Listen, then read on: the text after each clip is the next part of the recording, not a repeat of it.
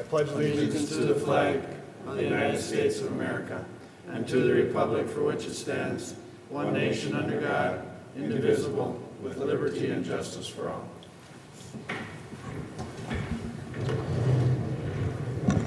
Again, good morning. First item of business is consideration of agenda items. Is there any additions or corrections to the agenda? Mr. Chair, I have one addition, and that is a notification of a meeting that you will be having with the Hutchinson City Council at 1 o'clock at the Environmental Services Building on Thursday, February 21st. Okay.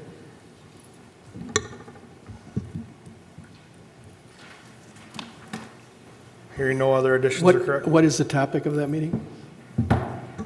You know, Mike, it's just a workshop to get together with the council. I don't have an agenda, and neither do they at this point. Thank you. All right. Hearing no other additions or corrections, there is a motion. Is there a motion to approve the agenda? Mr. Chair, I move to approve the agenda. Motion by Commissioner Kruger, second by Commissioner Pohlmeyer. Any discussion? Hearing none, proceed to vote. All in favor, say aye. Aye. Opposed? Motion carries. Consent agenda. So moved. Motion by Commissioner Wright. Is there a second? Second. Second by Commissioner Pohlmeyer. Any discussion? Hearing none, proceed to vote. All in favor, say aye. Aye. Opposed? Motion carries. Payment of the bills. Mr. Chairman, I move the payment of the bills. Motion by Commissioner Szymanski. Is there a second? I'll second it. Second by Commissioner Kruger. Any discussion? Hearing none, will proceed to vote. All in favor, say aye. Aye. Opposed? Motion carries. All right. Public Works, John? Good morning. Good morning. First item, we would like to have you guys authorize us to proceed with lighting dates for our projects that we haven't been previously approved for the 2019 construction season. Those would be County Project 19-000-01, which is our countywide pavement marking. CP 19-000-02 is our seal coating. CP 19-060-02, 19-06304, 19-07905, and 19-09301 is the centerline drain tile on County Road 60, 63, 79, and 93. As SP 43-070-013 is our countywide 6-inch pavement marking. That's our safety funds from federal safety funds. And SP 43-60813 is a rehabilitation project on County State 8 Highway 8 between Renville County and 115. That's just southwest of Hutchinson. And finally, SAP 43-615-013 is County Road CASA 15 Morningside project. Mr. Chair, Yes. can we do these as a all-in-one, or do we have to do them one at a time? I hope we can do them all at once I do because it's a too. lot of it talking. We for have me in the and past Mike. done them all at once. Okay. So all in one it is. In that case, I'll move to approve. I'll second. Motion by Commissioner Kruger, second by Commissioner Pohlmeyer. Any discussion on item A under Public Works? Hearing none, we'll proceed to vote. All in favor, say aye. Aye. Opposed? Motion carries. Item B, C, and D, I'd like to just preface with B, C, and D are projects that we want to submit for local road improvement funding. Local road improvement funds we've received in the past from the state for, up to, typically it's up to $1 million. Currently, there's no projects, there's no funding identified. They're hoping to get another round of projects on the list, and hopefully the legislature will come through this session with some funding for that program. In the past, we've received funding for that for projects in Stewart, Winstead. Glencoe's received money in the past for that, so it'd be good to get some on the shelf. So the first one is a resolution of support, RB 0210. That's for a rehabilitation project on County Road 2 from 212 down to Sibley County. That's the last gap of County Road 2. We'd like to do a concrete overlay on that. All right. Any questions for John regarding the explanation? If not, we'll take them one at a time. So we're at item B. Move to approve. Motion by Commissioner Second. Wright, second by Commissioner Szymanski. Any discussion? Hearing none, proceed to vote. All in favor, say aye. Aye. Opposed? Motion carries. Item C. C is a resolution of support for a project on CASA 15. This would be at the end of the Morningside project from 16th Street up to County Road 3. That'd be the last gap. We have that identified in the plan in 2020, I believe. Any questions? Mr. Chairman, I move adoption of Resolution 19RB02-10. How about 03-11? Oh, I'm since we sorry. already- I'm the wrong one. I'll second it. All right, a motion by Commissioner Szymanski, second by Commissioner Kruger. Any discussion? Hearing none, proceed to vote. All in favor, say aye. Aye. Opposed? Motion carries. Item D. Item D is Resolution RB 0412, and that's for a rehab project on our County State Highway 19, northwest part of the county from County Road 12 up to Meeker County. Mr. Chair, I move to approve Resolution 19, RB 04-12. Motion by Commissioner Kruger, second by Commissioner Fulmeyer. Any discussion? Hearing none, proceed to vote. All in favor, say aye. Aye. Opposed? Motion carries. Thank you. We're a little ahead of schedule, but our guest is here. Dr. Mulder is here with Hutchinson Health and has some discussion on our public health nurse liaison program. Good morning. Good morning, and thanks for the opportunity to talk about something that's, I think, is very exciting. And did you all get a copy of the report that I sent to? Yeah, we have seen the Okay, and report. I'll review it. Okay. Dr. Mulder, if you can, it's hard to hear, especially Okay. for the audience, so Yeah. just kind of get as close to the mics as you can. All right, thanks. Well, there seems to be some thought that healthcare in our country is too expensive and that the outcomes aren't as good as they could be. And that, I think, is a pretty common understanding. Prime West is a consortium of counties, of which McLeod County, I think, is a charter member, and they provide care for patients throughout. McLeod County is the most eastern county of that, all the way to the South Dakota border. And we have, Hutchinson Health has approximately 3,500 patients who are attributed to us from Prime West. They came to us about 4 years ago with a proposal to be part of something called the ARCH program. ARCH stands for something rural something something. And we said, yes, absolutely, we want to be a part of that, because we do agree that healthcare costs too much and that it's not as efficient as it could be and that the outcomes aren't as good as they could be, particularly for patients that have multiple chronic conditions. It's very difficult for those patients, and the costs are very high. The common statistic that is shared is the top 20% use 80% of the healthcare resources, the sickest 20%. So we were excited to work with Prime West on how do we start to address that. And so there was a grant to get a program off the ground, and then some ongoing per member per month stipend that we continue to get to help do this work. And so there was a challenge as to how do we do this. I mean, we all know there was work to be done, but what's the best way to do it? And fortunately, we have a process that the state of Minnesota is part of called Healthcare Home. That's run by the Department of Health, and we also got involved in that process. And so with Prime West, with Healthcare Home, we started to bring together some resources. And we had an RN in the clinic who was very interested in these types of patients, so she became the team-based care lead. And then we also had 2 staff members who were not clinical folks. They actually worked in billing and patient access and registration. But again, they had a passion for helping patients get the best outcomes that they could get. So they became care guides. And what they do is they just work with patients on how to address some of the barriers that they find in achieving their optimal healthcare outcomes. And then with the county and the county public health, we developed a nurse liaison position.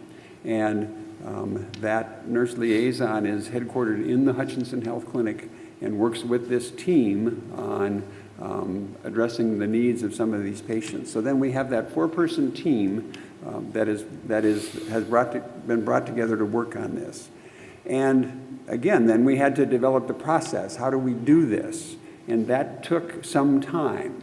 And And at times it was frustrating because you're kind of making it up as you go along. There's some templates, there's folks that are doing this that we certainly learned from others where we could. But it took a while to start to see results. But what we're showing here is as that program developed, the kind of results we were actually able to see.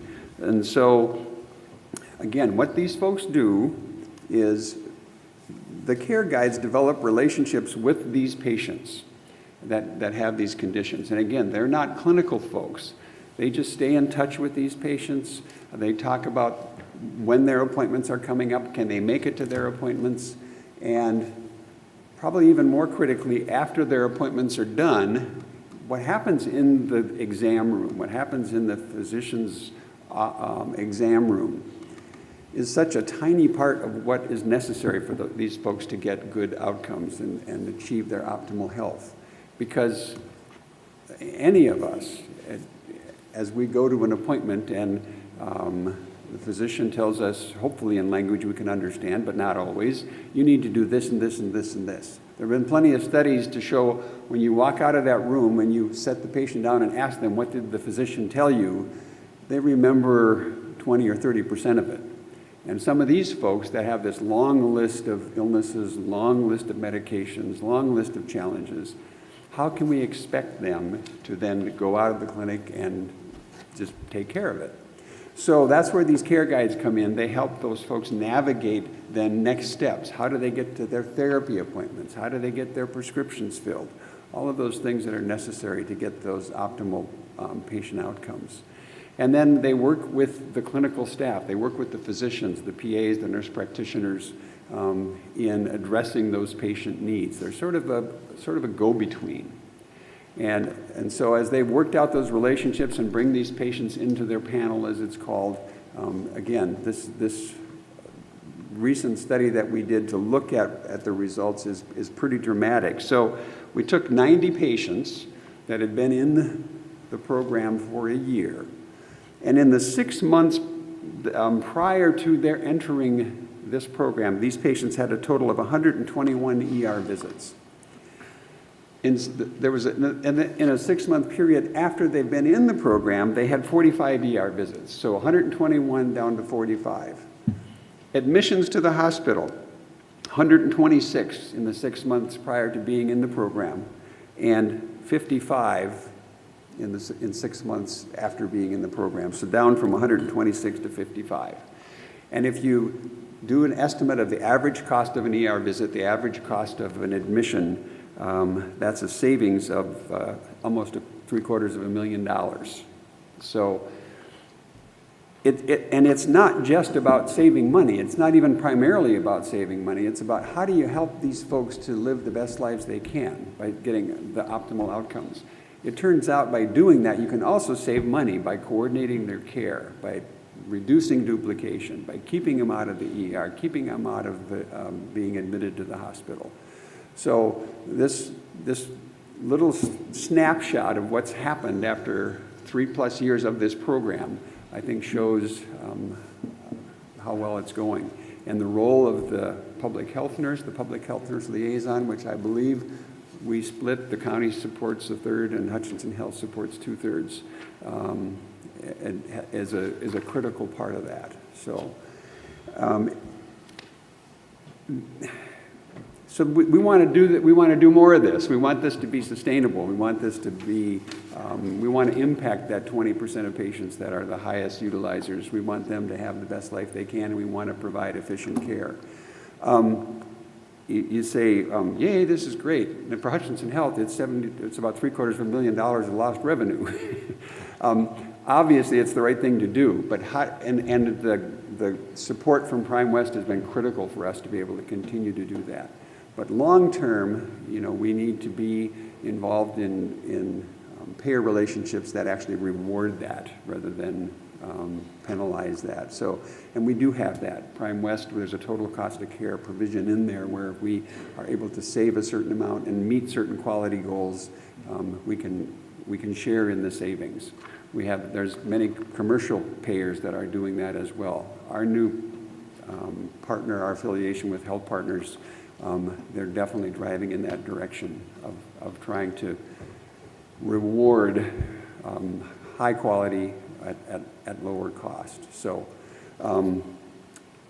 I think that we have a template to show where we need to go. It's not easy. It's 2 steps forward, 1 step back, but I think there's hope that we can expand this, and again, not just in Hutchinson, but I think in healthcare in general. I'd like to just share a story of one particular patient, just to sort of demonstrate what this can mean. This is a woman in her 50s who lives on her own in her own apartment. She has a couple of pets, and she has severe chronic obstructive lung disease. She has a heart arrhythmia. She has hyperthyroidism. She has high blood sugar from being on steroids. She has a panic disorder. She has major depression, anxiety, and she has MRSA, which is antibiotic-resistant bacterial infection. She'd worked with multiple resources from McLeod County as well as Prime West. She had a home health nurse, a home health aide, adult rehabilitation and mental health services, social worker, public health caseworker. With all of that, in a 6-month period, she had 14 ER visits and she had 8 hospital admissions. And in the last one of those hospital admissions, she was enrolled in this healthcare home, in this team-based care process. And they were able to help her. One of the main things was with her COPD, and she could not quit smoking. They were able to help her and get her the resources and the encouragement she needed to actually quit smoking. And in the 6 months after enrolling in the program, she had 0 ER visits and 0 inpatient admissions. So the main point of that, what a huge impact on this woman's life. That's the bottom line. That's why we do what we do. And the byproduct of that is what a savings for the whole healthcare system. So that's kind of a very high level what we've been doing. Questions, and there's staff from Public Health here that can help answer questions that you might have. Any questions for Dr. Mulder? Mr. Chairman? Yes. Well, thank you, Dr. Muller, for bringing this information forward. I serve as McLeod County's representative on Prime West, and like you said, 4 years ago when we talked about the ARCH program, I was very excited because I knew it could really produce great results, and you've proven that today. Savings of $750,000 on just a small group of patients is quite a savings.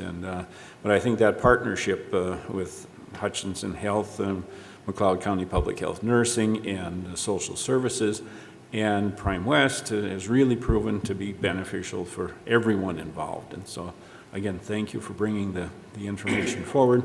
And if I may clarify, the ARCH program stands for Accountable Rural Community Health. Thank you. And He had to look it up. no. I had to practice it a couple of times. There's plenty of acronyms in healthcare, that's for sure. But again, we do appreciate the partnership with Hutchinson Health. It really is important because at Prime West, we serve thousands of patients, and if we can improve the quality of care for so many people, that is just a great benefit for everyone. Thank you. Yeah, thank you, and I think you make a great point. It is a team effort, and it has to be a team effort.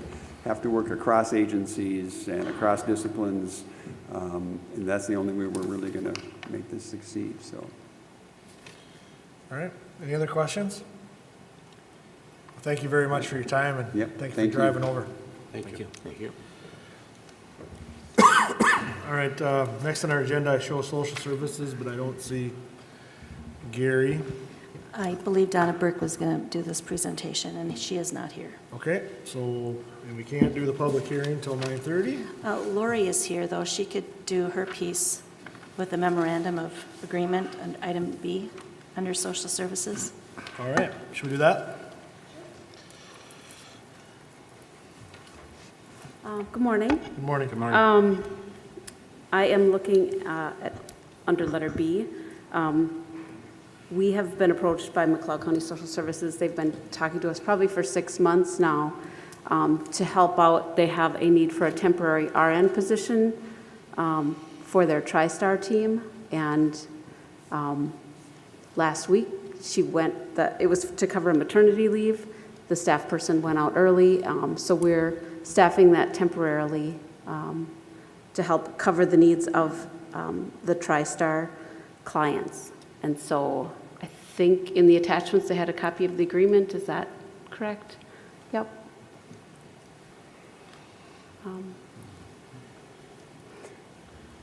So I believe Gary put this on the agenda so that we could answer any questions and have it approved. It seems like a great way to share resources. Sheila, anything personnel related that we need to be aware of?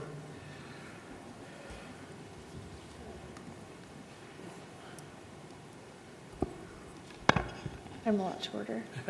We've had a very difficult time staffing the TriStar ACT team in Cosmos, a very difficult time. We've reached out to other counties for resources. We've done our own recruiting and had zero luck. We even lessened the requirements for the position from an RN to an LPN. I don't know if that was this one. Maybe not for this one, but we've had to do it other times. Lori has been working very hard to try and find the resources to help cover this absence during an FMLA leave for an employee, but this will continue to happen. So we need to keep trying to find ways to have resources ready to go, but they're doing essentially a favor from public health to the social services department and using one of their staff members to cover those hours. Again, I like the partnership, and it sounds like it's a conversation that needs to be beyond, but for this, would you recommend the Yes. board approve this? Yes, I piece of would. it? Thank But- you. But the caveat being, it's a bigger conversation to have, right? Yes, and that public health is taking their resources and putting them out to social services, so it is difficult on them as well. Okay. Any questions? Mr. Chair. Yes. I know Gary routinely reminds us that any expenditures that we have on the TriStar ACT team, we are reimbursed 105%, and that would be the same circumstance on this nurse position assisting the TriStar ACT team. So I'm all right with that. And like we heard from Sheila, that, finding the nurses to fill these positions is getting very difficult. And so I encourage your department to work as best you can. And I know that stretches your department a little bit thinner too. So. It does, but our department benefits from having the ACT team available to us. Those high-need clients, we have a resource for them to go to, and without the ACT team, they would be coming back to our department to try and figure out how to meet their needs, and their needs are better met with the ACT team. So, All right, great, thank you. All right, is that a motion to approve it? Move to approve, Mr. Chair. Motion by Commissioner Szymanski, is there a second? I'll second. Second by Commissioner Polmeyer, any discussion? Hearing none, we'll proceed to vote. All in favor, say aye. Aye. Opposed? Motion carries. Thank you. Now what you want me to do? Would you like to go to commissioners' calendars? Sure, I'll do that. Because we can't start the public hearing until 9:30. Yep. All right, Rich, whenever you're ready. Okay. Well, since our last board meeting, we had the workshop after the meeting. I had some personal time after that, and about the only other thing I did on county business was reply to a few phone calls regarding some snow issues and so forth, resolving who's responsible. So that's kind of the extent of my last 2 weeks. Okay, we had a hearing with JD 17 where DNR and Ducks Unlimited has proposed putting a water control structure in place on Ward Lake, which then drains into 17.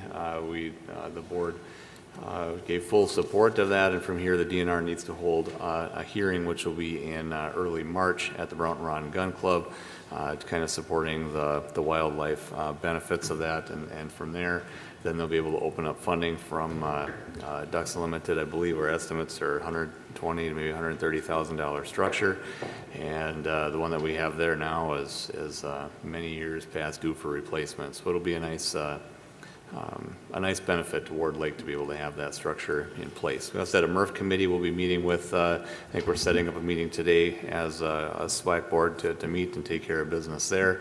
Attended a township meeting talking about issues on fee schedule and snow removal. And that's the last couple of weeks being a livestock farmer has been a lot about survival, and so then we're here today. So. All right, after the last meeting, the workshop, which was covered, had a Fair Commission meeting, which we also talked with some folks from AMC regarding some strategic planning for that facility and really just making sure we're staying up on the maintenance and expansion and what that needs to be, what needs to look like as we go through. A department head meeting on Tuesday, and then the rest of Tuesday, Wednesday, and Thursday, I was at the AMC Legislative Conference. We spent a day at the Capitol. We met with Representative Erdahl and Gruenhagen, and then Senator Newman. Ron was also there. He knows all the shortcuts through the Capitol, so that was nice for me to know which tunnel to take so I didn't get lost. So that worked out really good, and I do appreciate that part of it. Committee assignments, mine is public safety. We had a joint meeting with Health and Human Services.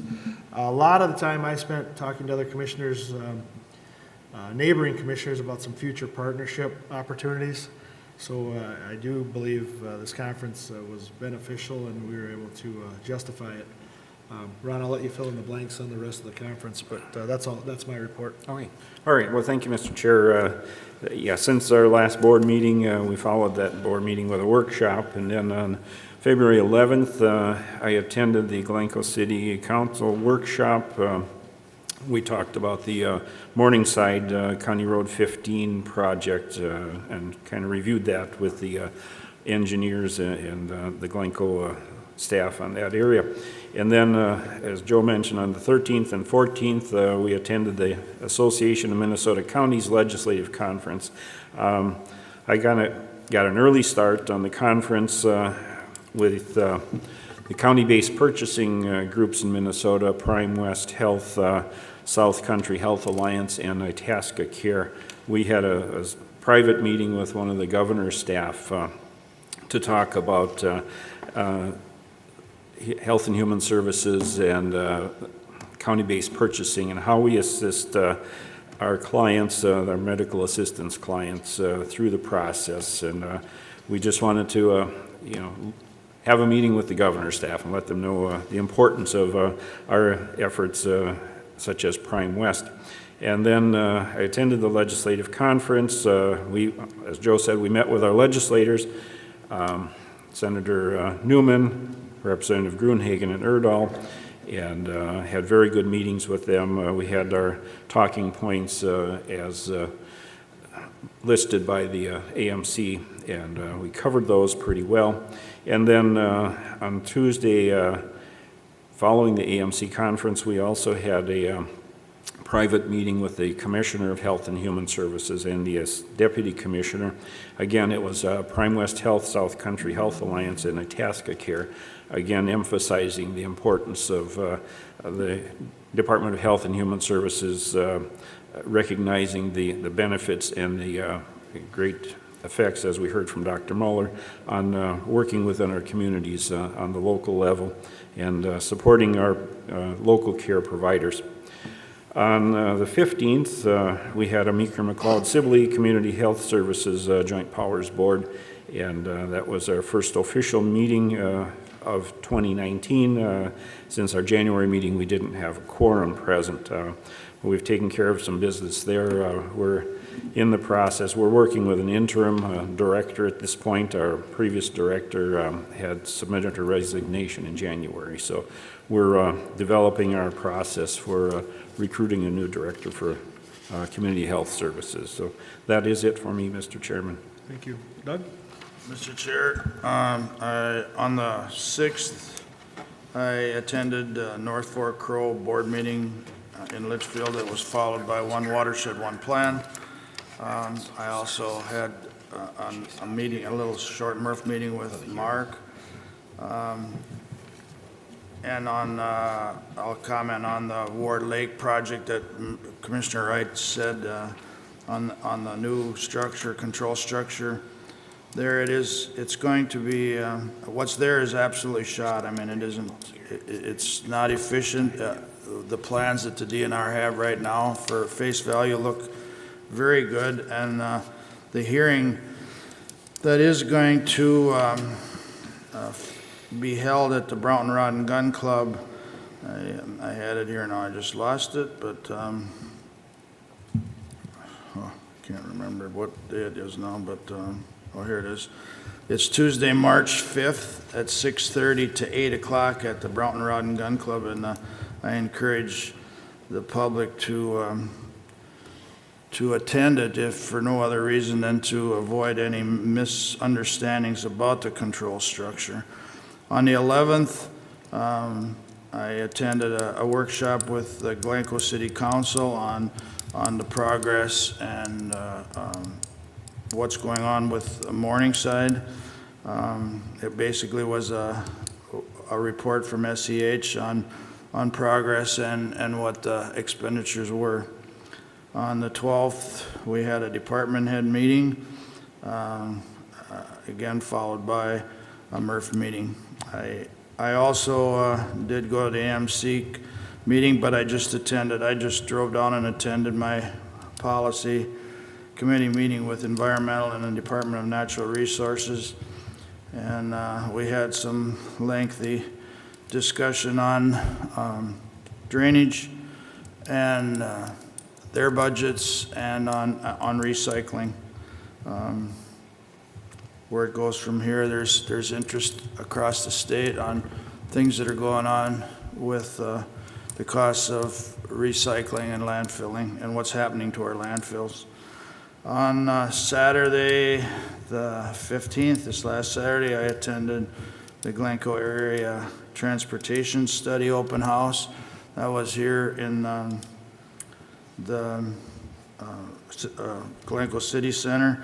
I thought it was well attended. The state did a nice job. They had the whole room full of booths and the plans, different ideas and plans of transportation moving through Glencoe and around the area here, around the Glencoe area.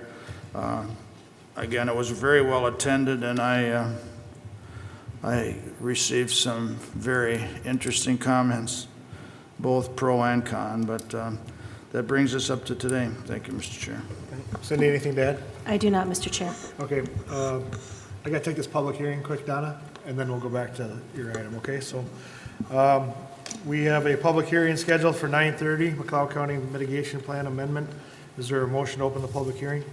So moved. Second. Motion by Commissioner Polmeyer, second by Commissioner Wright. Any discussion? All in favor, say aye. Aye. Opposed? Motion carries. Public hearing is open. Kevin? Good morning. Good morning. Morning. First of all, I want to say that the notice for this public hearing today was actually posted in our official publication, the McLeod County Chronicle, on January 30th, February 6th, and February 13th for our requirements. The City of Hutchinson previously passed a resolution adopting this amendment to our McLeod County Hazard Mitigation Plan. Our current plan expires in April 2020. In order for projects to be eligible, the project has to be listed in our county plan. So with this, Hutchinson is pursuing a property acquisition and demolition of some properties near the Crow River, and that is not included in our current mitigation plan. So what I would just like to read here is kind of how we got to this point and what we're actually talking about here today. The McLeod County Hazard Mitigation Plan, as written, fulfills the requirements of the Disaster Mitigation Act of 2000, which is administered by the Federal Emergency Management Agency, FEMA. The Act requires hazard mitigation plans be updated every 5 years. This is an amendment to our approved 2015 Hazard Mitigation Plan. The City of Hutchinson is seeking to be approved by FEMA to acquire property and demolish flood-prone structures. City staff has reviewed Section A flooding of our risk assessment, along with Table 4H, the City of Hutchinson Risk Assessment.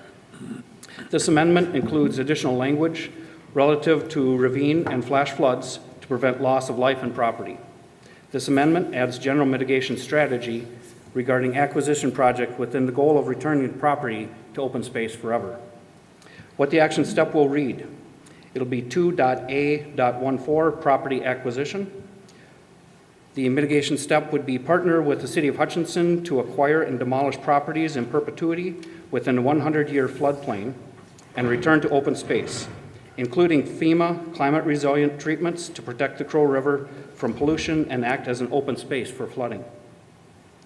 Throughout this process, we assigned this overall priority as a high priority project, and that the estimated cost would be about $655,000, and that's yet to be determined as Hutchinson actually pursues that. So I guess I asked if there's any questions or comments at this time.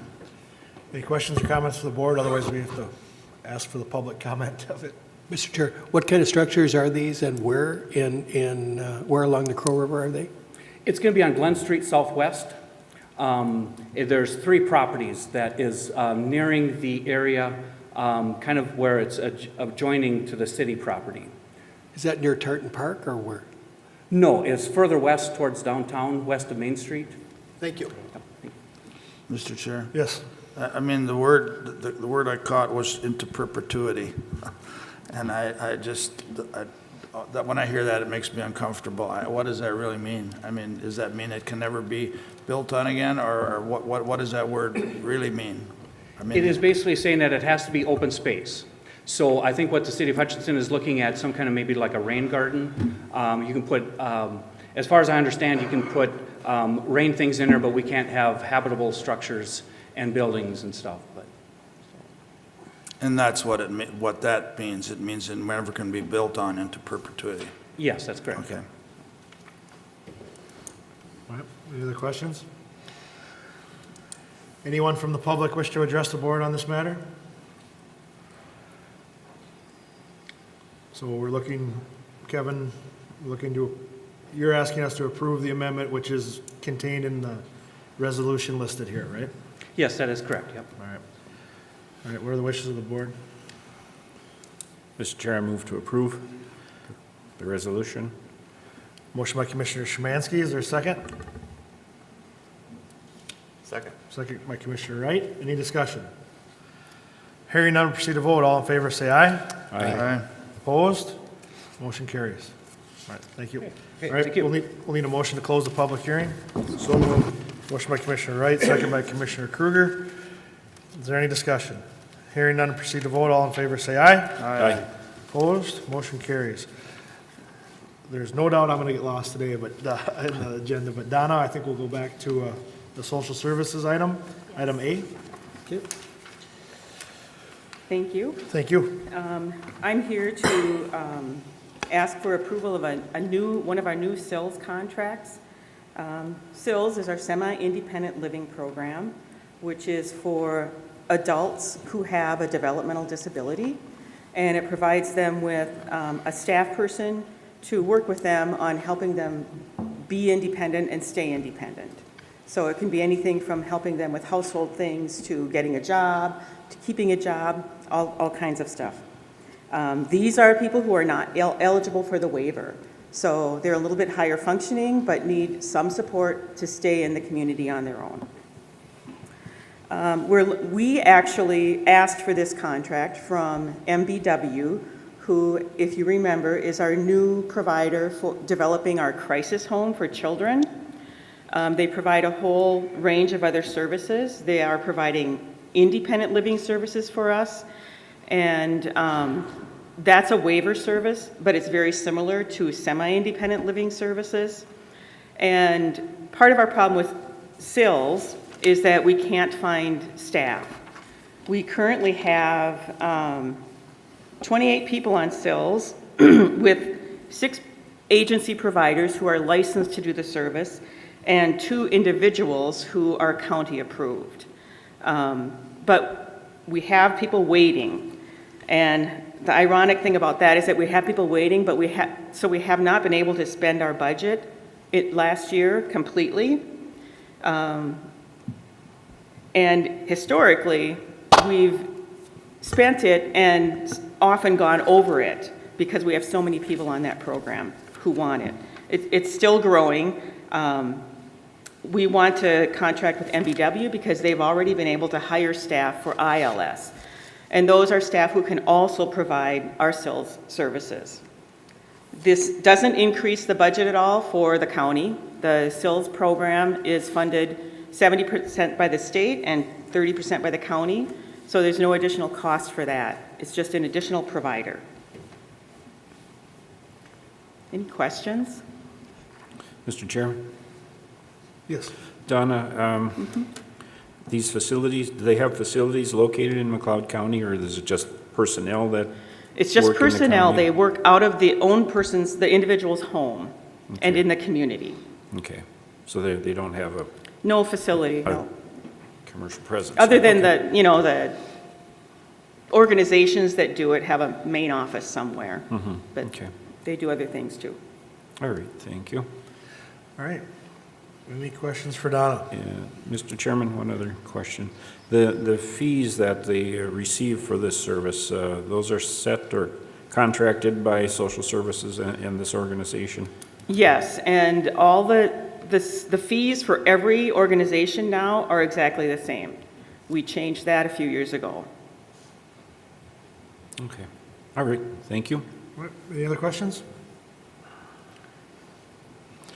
All right. Mr. Chairman, I move to approve the contract for SILS services between McLeod County and EON Incorporated, doing business as MBW. Motion by Commissioner Szymanski. Is there a second? Second. Second by Commissioner Pohlmeyer. Any discussion?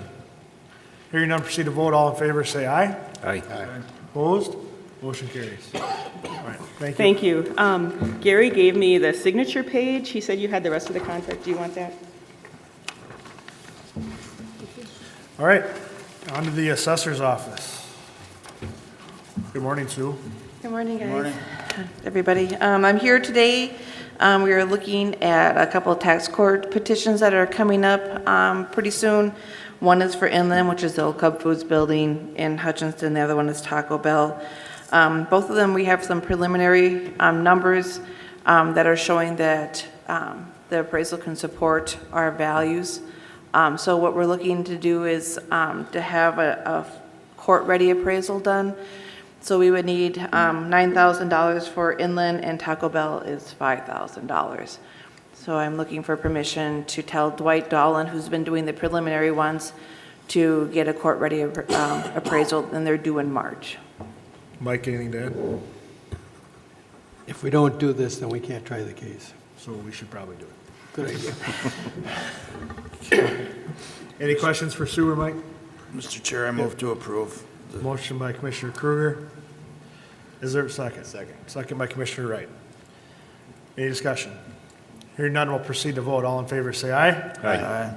Opposed? Motion carries. Thank you. Thank you. Thanks, Sue. Environmental Services, Mark?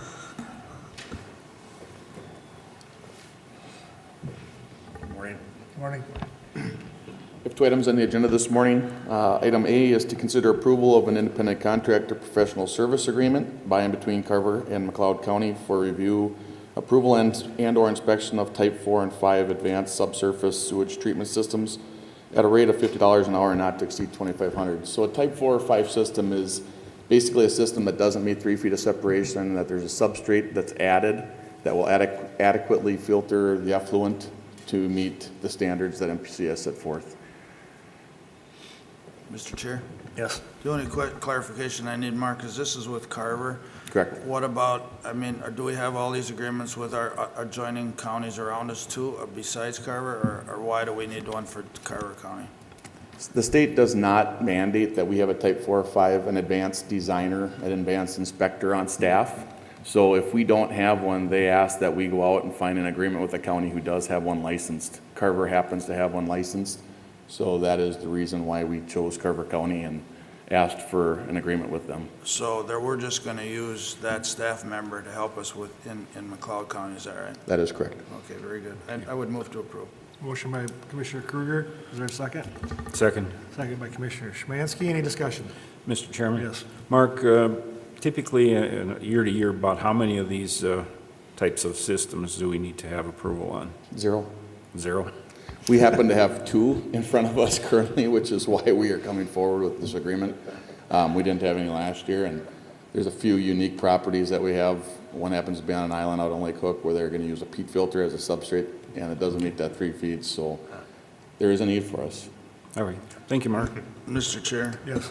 And I kind of knew that, so I apologize for not bringing that up. And there's no, I mean, it's obviously if you don't use them, you don't pay them. So it's just one of them regulations that we're required to have, and we're filling that. That is correct, and I'm very gracious to Joe Enfeld. Lori Brinkman used to be a staff member here at McLeod County. She is the advanced designer, so she's familiar with our area. So it is a natural fit. Okay. Any further discussion? Hearing none, we'll proceed to vote. All in favor, say aye. Aye. Opposed? Motion carries. Okay, item B. The second item we have is a tabled item. It's conditional use permit 15-15 as applied for by Lev Merman and approved by the McLeod County Board of Commissioners on August 15, 2015 for recycling of cooking oil and to employ more than 5 non-family employees.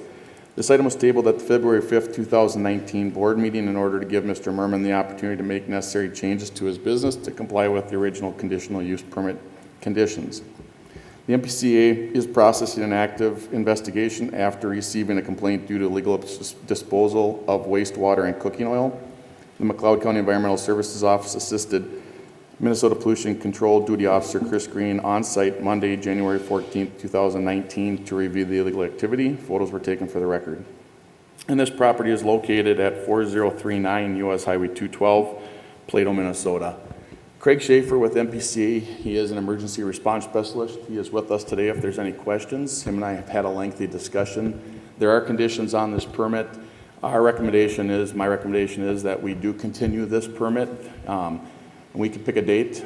6 months takes us out to approximately August 15th. And the reason for that is so that he can comply. There was a report that Mr. Merman did file with our office. I did speak with him last week in regards to the issues that we do have before us. The biggest issue that we do have is obviously that there was a trench dug on site. That wastewater cooking oil was put in that trench. She was trying to utilize that to do some separation of that oil from the water. And that is frozen currently. Mr. Merman has submitted testing to Minnesota Valley Laboratory. He has not received those tests back yet.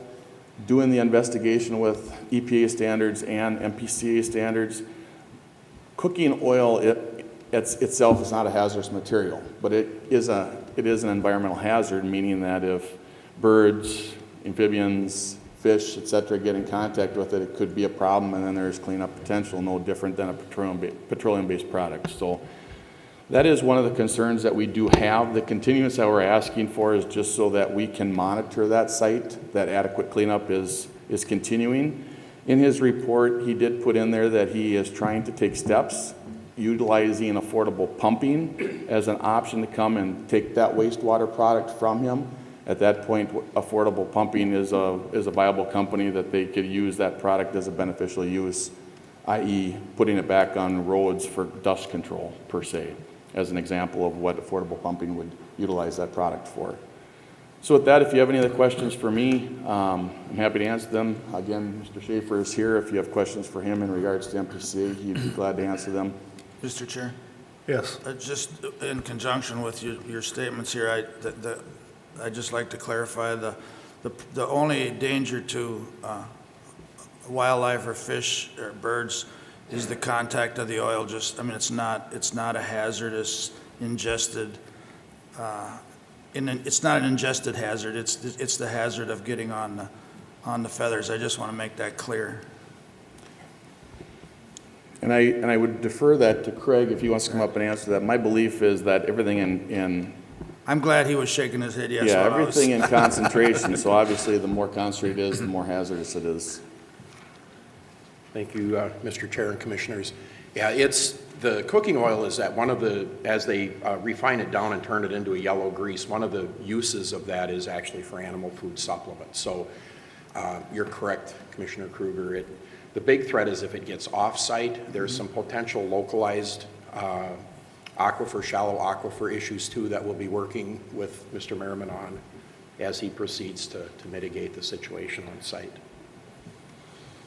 All right, so I'm just trying to find in the minutes, but actually the motion on the table is to suspend, that we're taking from the table, is to suspend or revoke his permit. That is correct. So, so I want to make sure everybody's aware of that.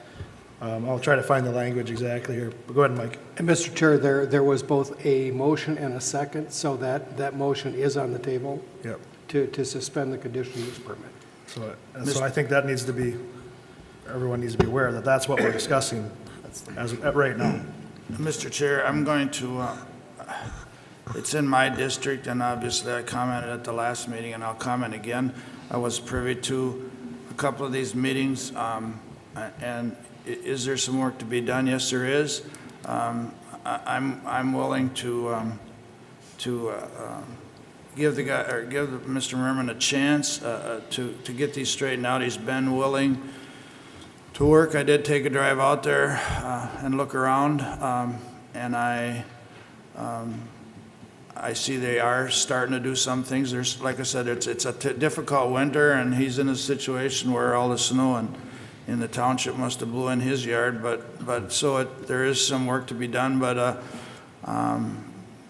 my thought is to give him a chance. I think we've laid out some stern warnings and some stern guidelines, and I'm willing to go to bat as a commissioner and working with my environmental department to give him a chance. And if it's working well right now, and if that relationship changes, or if he doesn't keep his word, I have no trouble bringing it back to the board. But So just to clarify, the Nagel moved, Pullmeyer second, to suspend the permit pending review by MPCA and the Planning Commission review. So that is the motion that is now on the table. So any further discussion? Okay, Mr. Merman, come forward, please. Yeah, Mr. Merman, would you mind coming to the microphone?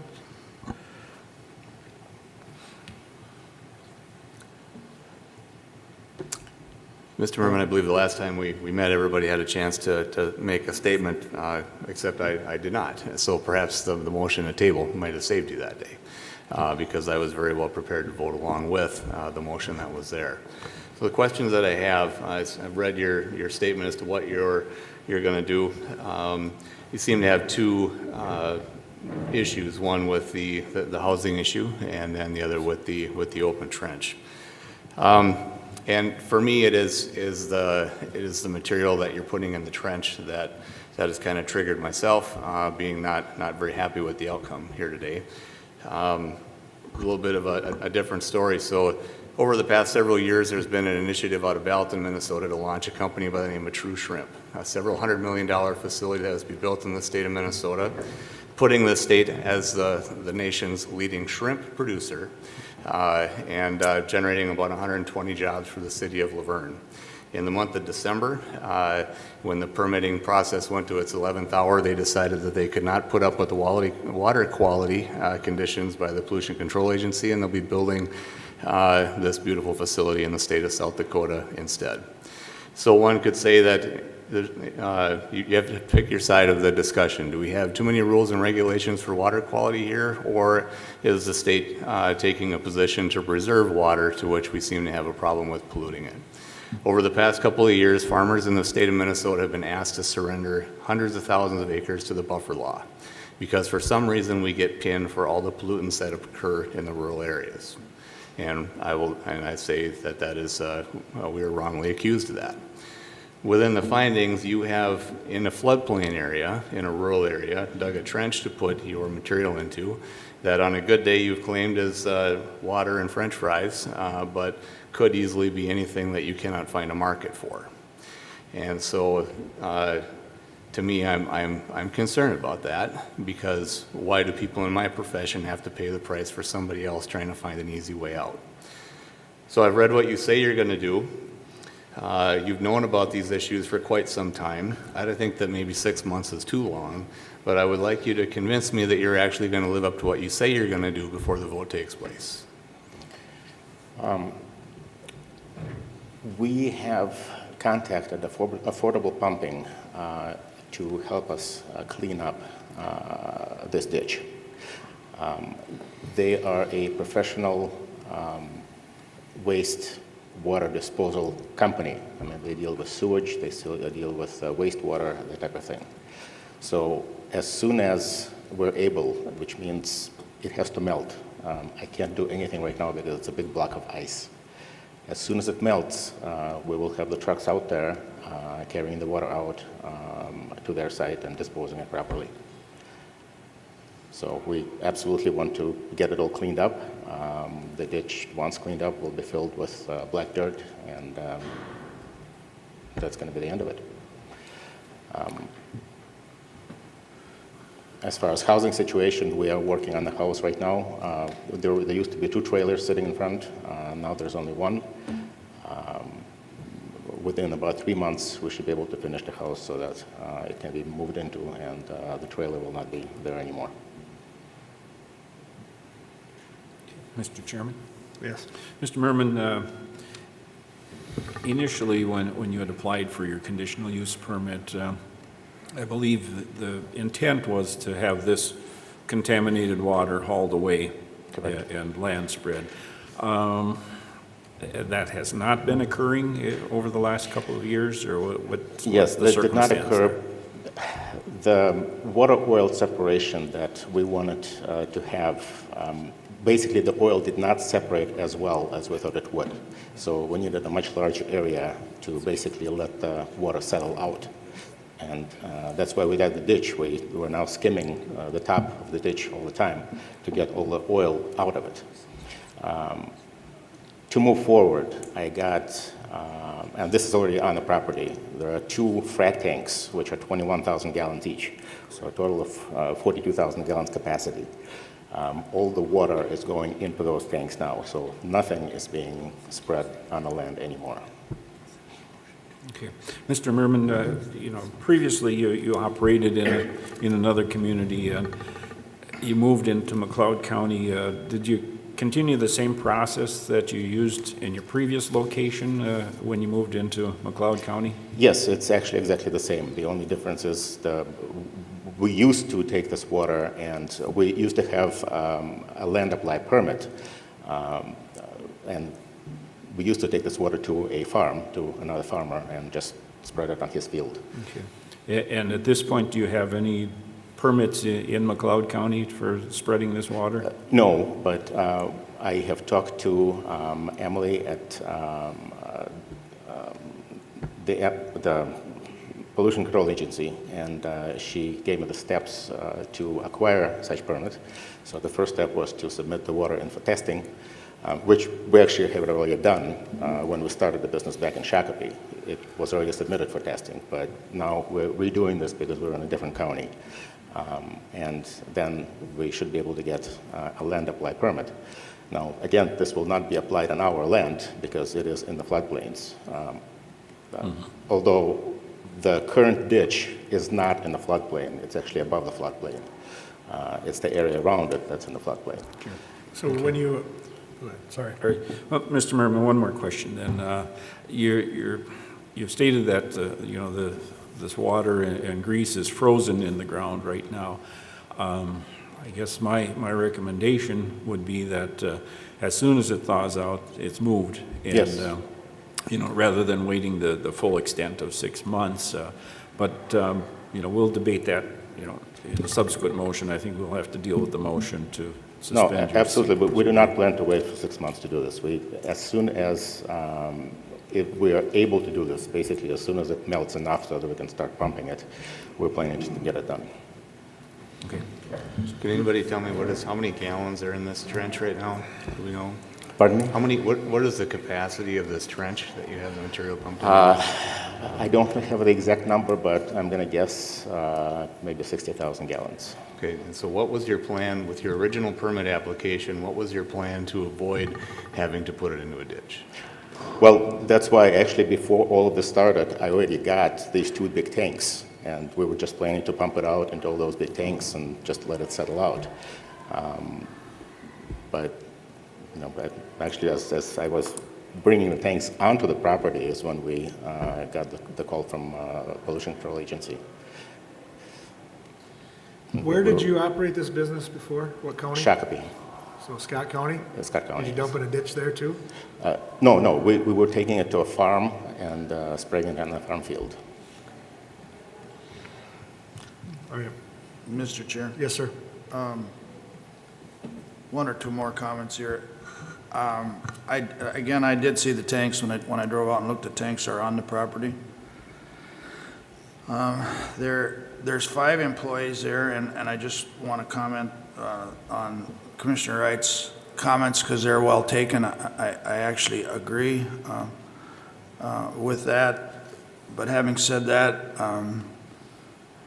I believe that we're more beneficial in trying to get this Mr. Merman's operation in compliance and operating efficiently. I would surely hate some of his customers to start taking that oil and dumping it in the woods somewhere. I mean, I don't know that I realize probably the margin of profits aren't that great. But those concerns that Commissioner Wright put out there are valid ones, but at least I know I can drive out there and try to get this into compliance where if people start running around dumping oil all over the place, the small mom and pop shops are gonna I'm not saying they're gonna do it, but there's a possibility they're gonna be doing that, and I would hate to see that happen. Well, Mr. Merman, the value that you have as a small business is definitely wonderful. You're able to employ people. What you're involved in as far as recycling, I think, is also very valuable, and I'm a purchaser of that as an animal feed on the backside. So I'm very familiar with the process and its value. It's when we have conditional use permits that come up. In the past, we've been hours of operation, are they doing things right? And you have some significant issues within yours. Now, there's different options that could happen today. Number 1 is you could have the permit revoked. Number 2, you could be given 3 months, 4 months, or 6 months to fix it. But if you are given an opportunity to fix it, I'd hope that you understand that that's a pretty firm line in the sand, and that second chances or third at this point might not be in the cards. And so whenever we agree to what we're going to do today, that's pretty solid language. It's not a rough idea like what seems to have been the last time we agreed on a conditional use permit. There are definitely some issues there that I guess probably should have been addressed more at that time as far as what you were willing to agree to that brought us here today. But just wanted to throw those comments in here. I guess it's unfortunate that it came to this, but we'll see where we go when we vote, I guess. All right, I'm going to call a question. Sorry, Doug. Go ahead. Okay, I just want to comment on that because the time factor seems to be the big stumbling block right now. And if this would be midsummer, I'd be willing to go back to a month, 30 days. I wouldn't have a problem with that at all. My concern is to shorten it. If we shorten it from what Mark has recommended here, if we run into a weather situation, he's back out of compliance, and that's what scares me about the date. Otherwise, I'm with the rest of the board on, this is a fairly long time, but I don't want to have to come back, make it 4 months, and then have to come back, and the weather didn't cooperate. I mean, we're getting an old-time winter here, so that's what concerns me. If that helps anything, but that's the only reason for that length, and I'm repeating myself, but if he stays in operation, I can guarantee the rest of the board that I'll probably be spending weekly or monthly swing-ins there. It's not that far from me, but. All right, we'll call the question again. The question is to suspend the permit pending review of the MPCA and the Planning Commission review. All in favor of that, say aye. Aye. Opposed? Aye. Roll call. Rich? Opposed. Paul? No. I'm yes. Ron? No. Doug? No. Motion fails 4-1. Mark, come back to the microphones, please, and tell us your recommendation again, because I couldn't get it all jotted down. I am asking for a continuance of this. I would say August 15th is a fair date, and I would ask for 2 conditions to be placed on there. Number 1, that Mr. Merman give us a monthly report in regards to the inventory that he has on site, and so that we know that that product is decreasing. Number 2, that all of the outdoor storage that he has with those IBC totes and any other waste barrels get cleaned up and addressed. And then he also give us a monthly report on that as well, so that we ensure that there is no outdoor storage with this particular request. So that would be in addition to the... That is correct, in addition to the 2 conditions that are on the current review, or the current conditional use permit. Do we have a prediction of, sorry, Mike, do we have a prediction of when this review from the MPCA is going to be able to be reviewed or published, or? Thank you, Mr. Chairman and Commissioners. Our position in this right now is in support of the county. Mr. Merman is in violation of what we would consider permittable operations. What we're working on right now is to get him approvals to manage the industrial byproduct, those waste products that would be needed to be disposed of that aren't for a product resale, reuse. Based on that, our intent would be to support the county as you review. I'm guessing you're going to review his conditional use permit also as this progresses, and if he stays in operation, I would expect that there's probably going to be some enhancement of that permit. That's where we're at with it. Right now, what's up for review, we have an active site investigation going on, and part of that is to ask him to mitigate the housekeeping pieces. So we're deliberately slow walking that through in support of the county, because we want to give Mr. Merman the opportunity to clean up the mess that he has and do it on his dime with his staff. If he fails to do that or refuses to do that, in support of the county would request that we come in as the PCA and assist with that work. That's where I would come into play. I prefer not to have that happen. So that's where we're at with it. We are reviewing, we're waiting for his results to come back from Minnesota Valley Testing. We will work to give him appropriate pathways for the byproducts that come off of that operation, and then we'll continue to work with McLeod County Environmental for the future of Grease Haulers Incorporated. Mike, do you have some? If you wanted to add a number 3, you might want to set a date of May 21st, which is about 40 games into the Twins season, so it should be thawed by then. And then you could know specifically what's going to happen with that trench, or what has happened. So as opposed to the August date, you think the May date's more appropriate? Well, there's an issue about monthly reports about the progress, but by about 90 days out, you ought to have an answer on what's going on with the trench, which appears to be the flashpoint. Sure. If I may, Mr. Chair. Sure. And that is a fair statement. And to add on to that, I mean, we can give them a report by that day. The plan is when we get those reports, we would formulate a review to be put in your packet. And if I can speak to that, I wouldn't put it on as a regular item agenda. We could give that to you monthly, but at the same time, I do agree with him. If May 21st is an option, I can come back and give you a report as to where we're at in regards to the cleanup effort. Mr. Chair? Yes. I also would agree with that. The time length was to be in compliance, running as it should be. That does not mean there shouldn't be progress. I totally agree there's progress as we move along. And I also would caution that some of it's cosmetic. It's just a word of advice. Some of it's cosmetic. Make it look make it look the best of your abilities. And secondly, as much as I support keeping this going, if things go sideways, I can be as harsh, or I can do 180 in a hurry if you don't follow the rules. All right, we got to put something together here. So, Mark, don't let me put words in your mouth, but your recommendation is to continue the permit, however, adding conditions of, one more time? a monthly report submitted to us by grease haulers, giving us how much product and byproduct he has on site. Number two, that the outdoor storage that he has with the IBC totes and the drums be cleaned up, weather permitting, and either removed from the site or stored within a building. And then the third condition, we will submit a review to this body on May 21st. If that is a viable date, I don't have a calendar in front of me. It's a board meeting. So May 21st, and just to report on the process of the cleanup effort. And I would add that the permit would be under review at that time, too. Correct. The permit would be under review at that May 21st and also that August 15th. So the August 15th date or the nearest closest board meeting will give a report in regards to the action. If it's not, then we will ask for revocation of the permit at that time. Did you want a motion for that, Mr. Chair? I do. I'll make that motion. Motion by Commissioner Kruger, is there a second?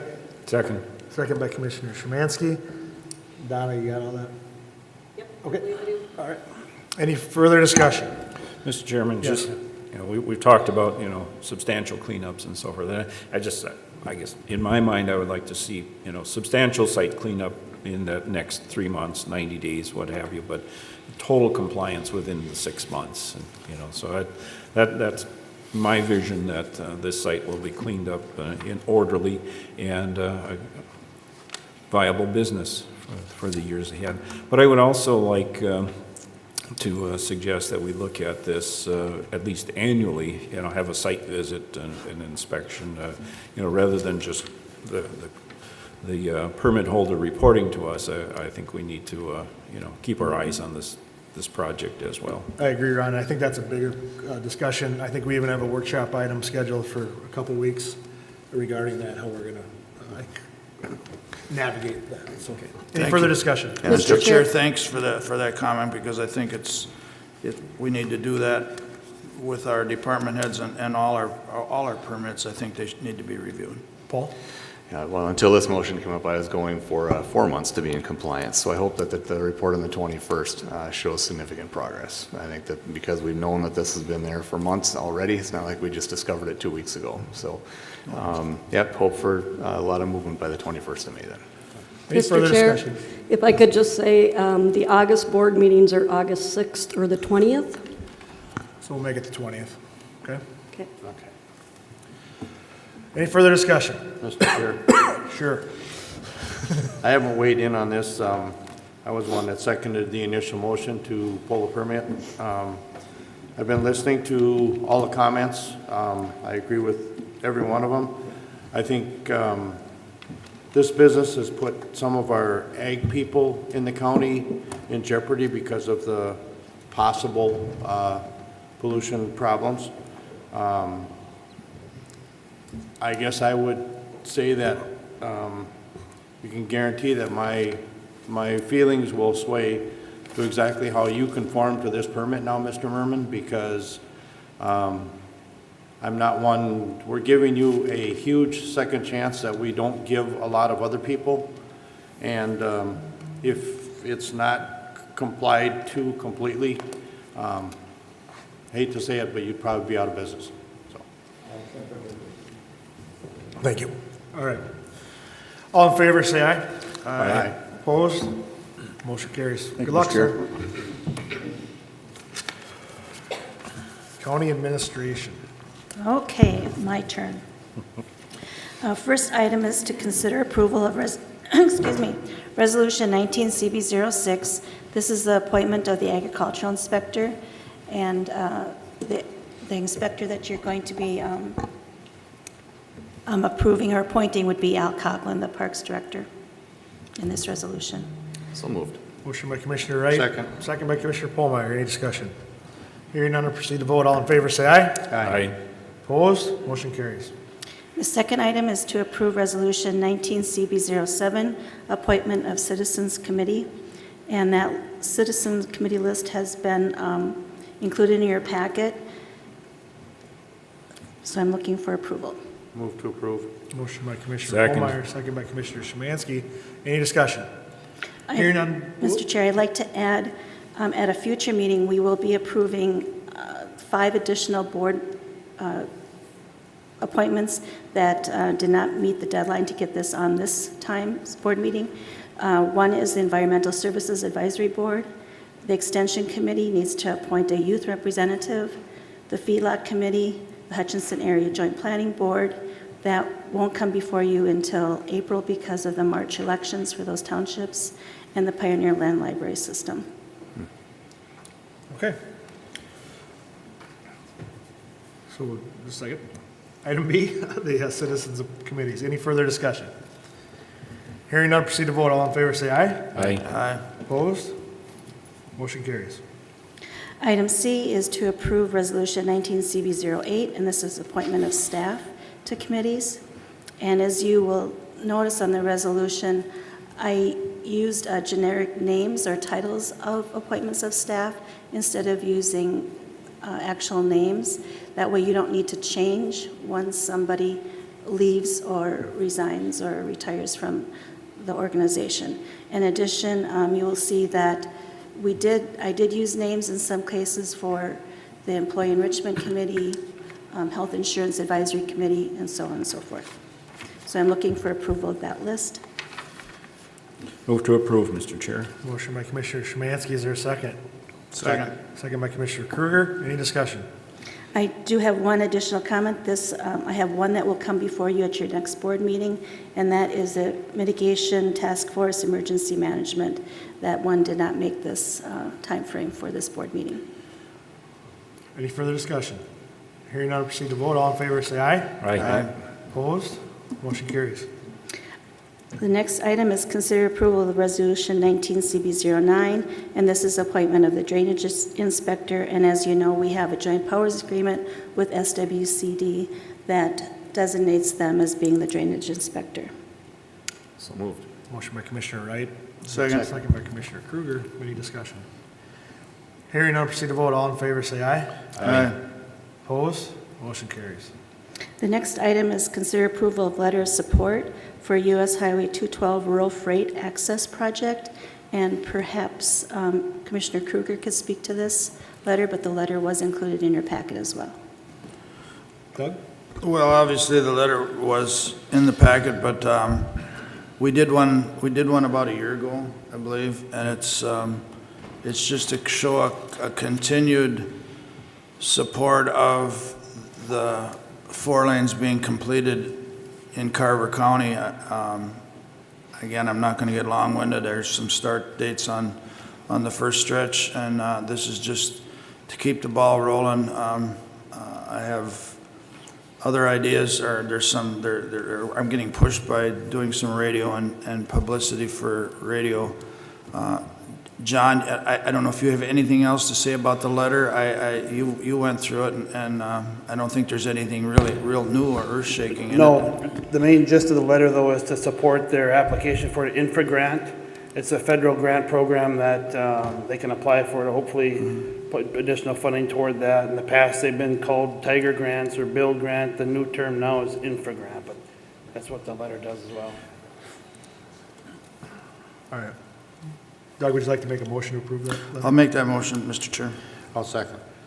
Motion by Commissioner Kruger, second by Commissioner Polmeyer. Is there any discussion? Doug, at the Capitol, Ron and I did our best, but we couldn't do the level of you could twisted arms over there, but we really tried. Mr. Chairman, Yes. now that you brought that up, at the end of the AMC conference, I did have a one-on-one conversation with the MnDOT Commissioner, Margaret Kelleher, and again emphasized the importance of completing Highway 212 in Carver County for the economic development of McLeod County and points west. So I did my bit with the commissioner. So, Mr. Chair? Yes, sir. That having him remind me of that, I mean, that's part of what we're doing is Ms. Kelleher is coming, or we're trying to get some dates for her to come to Glencoe, do radio and some newspaper things. I don't know what it's all going to entail, but I'll see that it gets in the newspapers and to our administration. Great. Any further discussion on the motion? Hearing none, proceed to vote. All in favor, say aye. Aye. Aye. Opposed? Motion carries. Okay, the next item is consider approval of the McLeod County local usage policy. And that has come before you at a workshop, and we've had discussion with the department heads as well on this policy. So we're looking for approval. I would move to approve. Is there a second? Second? Second by Commissioner Szymanski. Any discussion? Hearing none, proceed to vote. All in favor, say aye. Aye. Opposed? Motion carries. The next two items are notifications. Notification of a Solid Waste Advisory Committee meeting Thursday, February 21st at 2:30 at the Environmental Services Building in Hutchinson. And the second notification is the Hutchinson City Council requested to meet with the McLeod County Board, so we're doing a workshop on Thursday, February 21st at 1 o'clock in the Environmental Services Building in Hutchinson. That is all I have for you. All right, thank you. To the point of the agenda, open forum. Anyone from the audience wish to address the board? Press relations, anything? All right, unless there's any other items that come before the board, we're looking for a motion to recess until our next board meeting, March 5th, 2019, 9 a.m. at the Glencoe City Center. So moved. Second. Motion by Commissioner Polmeyer, second by Commissioner Wright. Any discussion? Hearing none, proceed to vote. All in favor, say aye. Aye. Opposed? Motion carries. Thank you, everyone.